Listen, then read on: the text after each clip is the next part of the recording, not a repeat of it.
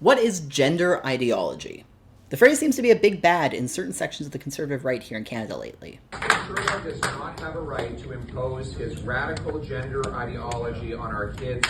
And let's be clear right off the top. Researchers and experts agree that gender ideology is a made-up boogeyman. It's not new, it's not real, and the way it has spread as a rallying point for the political right around the world should worry all of us right now. First, an origin story. Flashback to the 1970s. Anti-LGBTQ+ Christian crusader Anita Bryant is out pushing the idea that because queer people can't reproduce, we need to recruit children into our lifestyle. This, and through other anti-queer activists at the time, is where the idea of a gay agenda even comes from.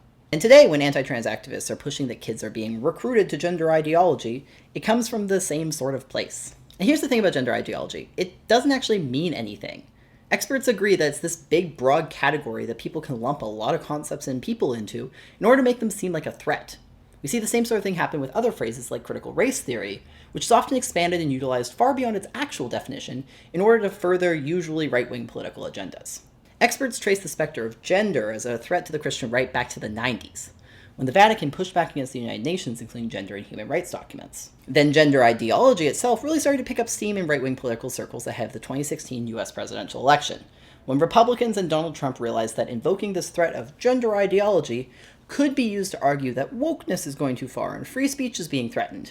And here's the thing, it kind of worked for them. Trump got elected, and plenty of people who had never thought about trans people or kids or gender before suddenly felt like they needed to start worrying about it. A lot of experts agree that gender ideology is a way of doing transphobia without it sounding like transphobia. It's putting a big scary word on the push for queer and trans rights in order to cast it as this dark conspiracy infiltrating the minds of today's youth. Most of these politicians aren't going to come out and say, we think trans people are bad, even if sometimes they get really close to that. Instead, they create this big, scary, broad concept of gender ideology that anyone who's transgressive or a threat to traditional family structures fits under. It's a way of making very normal and natural things, trans people, queer people, basic human rights, seem new and scary. And it sounds like this overly academic term, something to be intellectualized and debated, rather than just, trans people pushing for basic human rights.